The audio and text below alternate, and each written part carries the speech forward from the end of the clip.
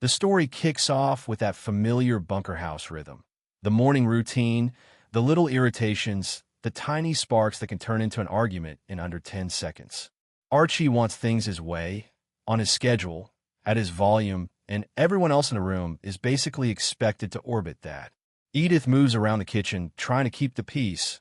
Gloria pushes back when Archie crosses a line, and Mike tries to inject logic into a room that treats logic like an unwanted house guest. Even the smallest domestic moment, toast that isn't hot enough, a comment that's unnecessarily sharp, becomes a preview of something bigger.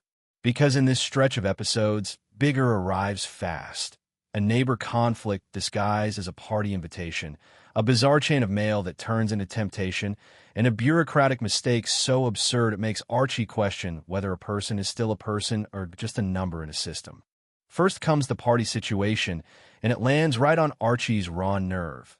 Pride, territory, and the fear of being forced into a social moment he doesn't control. Louise Jefferson drops by with what sounds like a simple problem. She's trying to put together a get-together for Uncle Henry, because Henry is moving out of the neighborhood to start a new business upstate. It's meant to be a send-off, a warm farewell, the kind of thing neighbors do when someone's life is changing. But the obstacle is not food or space or timing. The obstacle is George Jefferson's refusal to host what Louise describes as an integrated party in his own home. Louise is embarrassed and frustrated because she's trying to do something decent and she doesn't want it to become a statement. She just wants it to happen. And that's when Edith does what Edith does. She tries to help in the most straightforward, innocent way imaginable. She offers the bunker home as the place to hold a party. She doesn't float it as a debate topic. She doesn't stage a family vote. She simply says yes. Because in Edith's mind, hospitality is a virtue and neighborliness is a duty. The problem is that Edith's yes instantly becomes Archie's how dare you. Archie can tolerate a lot when he's the one deciding. He can tolerate even people he doesn't like if he's the gatekeeper. But Edith volunteering their home without Archie's permission feels, to him, like losing control of the castle. The house turns into a pressure cooker. Gloria points out that Archie is acting like he's the last person still clinging to an old panic, while the world has already moved on. So Archie tries a classic escape. He threatens to remove himself instead of actually addressing the issue. He storms around, acts like he'll be gone, like they can have their dumb party without him. But the more he tries to run away from it, the more the family calls it what it is, fear dressed up as principle. The irony is sharp. Archie complains about other people's social rules, yet he's the one trapped by his own. And the party becomes less about snacks and more about whether Archie can sit in the same room with George Jefferson without turning it into a contest. While all this is happening, the show keeps slipping in everyday details that make the conflict feel lived in instead of staged. Lionel comes in and out, doing errands for his mother. There are cookies being passed around, small chatter about Uncle Henry's move, and Archie tossing off-crude jokes and assumptions with the lazy confidence of someone who has never had to fact-check his mouth. The humor comes from how casually Archie says outrageous things, and how calmly everyone else either deflates him or braces for impact. When the party finally gathers momentum, it has the feeling of two households colliding inside one living room. Louise is grateful to Edith, but you can sense the discomfort. She knows she's bringing the Jefferson family into a space where Archie has been loudly resistant. Archie is torn between the urge to stomp out and the urge to prove something by staying. And George Jefferson enters the dynamic with his own energy, proud, sharp, unwilling to be looked down on, but also unwilling to pretend he doesn't notice what's happening. The tension isn't one-sided. It's a tug-of-war where both men refuse to appear weak, and both men interpret courtesy as surrender.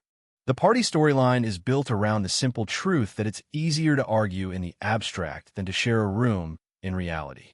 Archie can rant about how things are, but it's different when there's an actual person in front of him, smiling, speaking, reacting. That's when Archie's bravado starts colliding with the fact that social life is not a speech. It's a moment-by-moment test of restraint. The comedy keeps bubbling, but under it sits the uncomfortable question: does Archie actually want to live in a neighborhood or does he want to live in a fortress? Then the narrative pivots into a completely different kind of absurdity, money arriving in tiny, steady pieces, like temptation delivered by the mailman. Edith, in a moment that feels almost too simple to matter, sends a coupon to a prune company. She expects something small, one token quarter, a little promotional gimmick. But instead of stopping, the quarters keep coming. One becomes many. Many becomes daily. Daily becomes a growing pile that is both hilarious and oddly stressful, because it's not supposed to be happening. Edith is the kind of person who hears extra money and immediately wonders if it's a mistake. Archie is the kind of person who hears extra money and immediately starts doing math. Archie doesn't just see quarters. He sees possibility.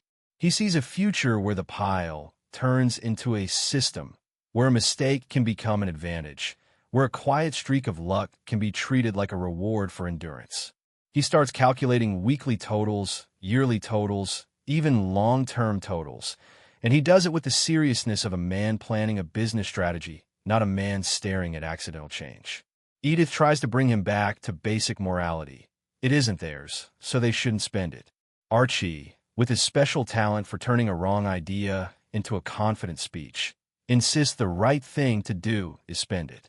He frames it as destiny, as opportunity, as something that would be foolish to throw away. The comedy lands because both of them are consistent. Edith is consistent in conscience.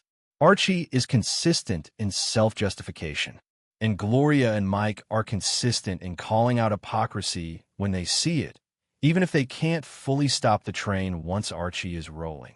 The quarter storyline turns into a miniature moral trial inside the living room. Not because the money is huge, but because it reveals character. A person's integrity isn't tested only by giant sums. Sometimes it's tested by small, ridiculous envelopes that arrive again and again until you either confess or rationalize. Just when you think the household can't get more chaotic, the third threat arrives: bureaucracy. Archie gets tangled in an administrative error that is so extreme it becomes surreal. He's mistakenly declared dead because of a digit error. At first, it's played for darkly comic disbelief.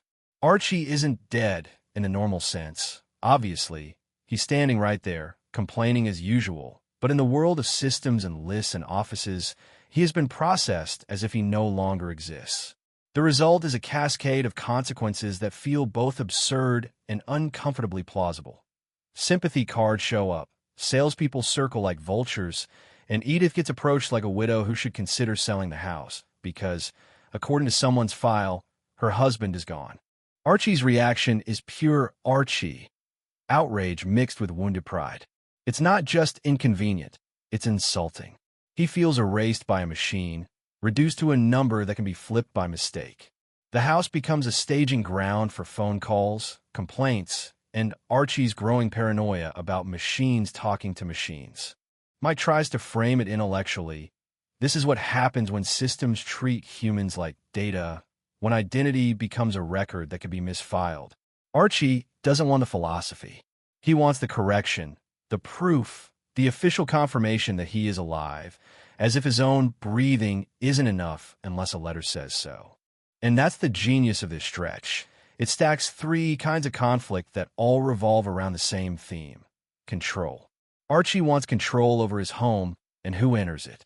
He wants control over money, even if it arrives by mistake. And he wants control over his own identity in a world where paperwork can declare him something he isn't. Each storyline hits him in a different place, but all of them challenge his belief that being loud and certain is the same as being in charge. By the end of this arc, the audience is left with a house that feels like a living organism, always reacting, always adapting, always one knock at the door away from a new crisis. Archie remains Archie, but the situations keep exposing him, sometimes as stubborn, sometimes as small, sometimes unexpectedly vulnerable. Edith remains the moral center, not because she's perfect, but because she keeps choosing decency when decency is inconvenient.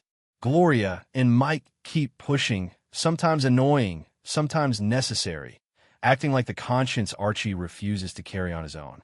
In the neighborhood, through the Jeffersons and through the faceless offices on the phone, keeps reminding the bunkers that the world outside their front door is changing, whether Archie approves or not.